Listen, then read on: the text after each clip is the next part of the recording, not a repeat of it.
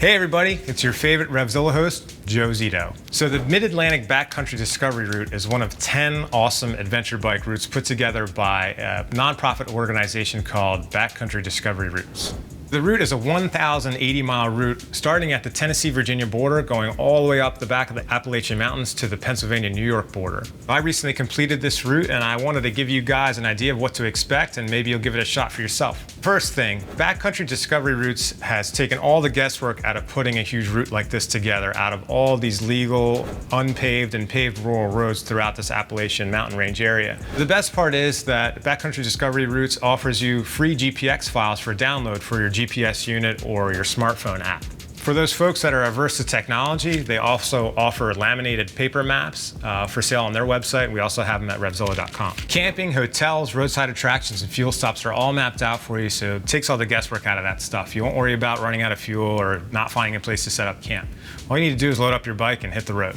So I've done it 2 years in a row now, and I've seen bikes out there, everything from a Honda Grom with knobby tires all the way up to a giant BMW GSA. This year, my brother did it with us on his Triumph Scrambler 900 and didn't skip a beat. I tackled the MABDR on my Triumph Tiger 800 XC. I found that it was a pretty easy route for a big adventure bike. There's no terrain out there that's really going to surprise you or get you in a jam where you feel like you're in over your head or you're going to destroy your bike. There's no shortage of beautiful scenery on this ride. My West Coast buddies are always blown away with how lush and green and damp everything is out here on the East Coast. So there's plenty of beautiful vistas to stop at, take a break, take photos of these big valleys down in the mountain ranges that you can see for miles. I'd recommend taking the trip in late spring, early summer for the best conditions out there, and also to make use of those long summer days where you have plenty of daylight to ride in.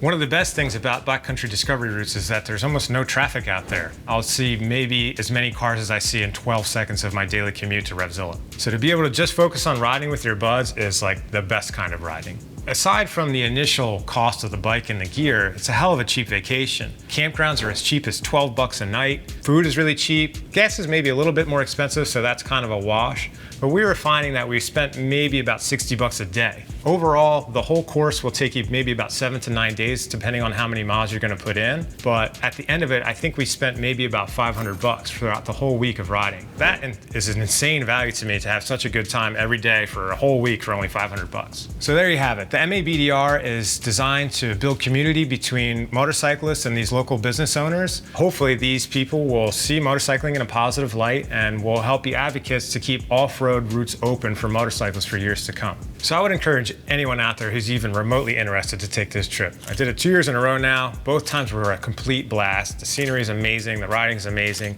So load up your bike and get ready to go. Thanks for watching. I'm Joe Zito. I'll see you on the trail.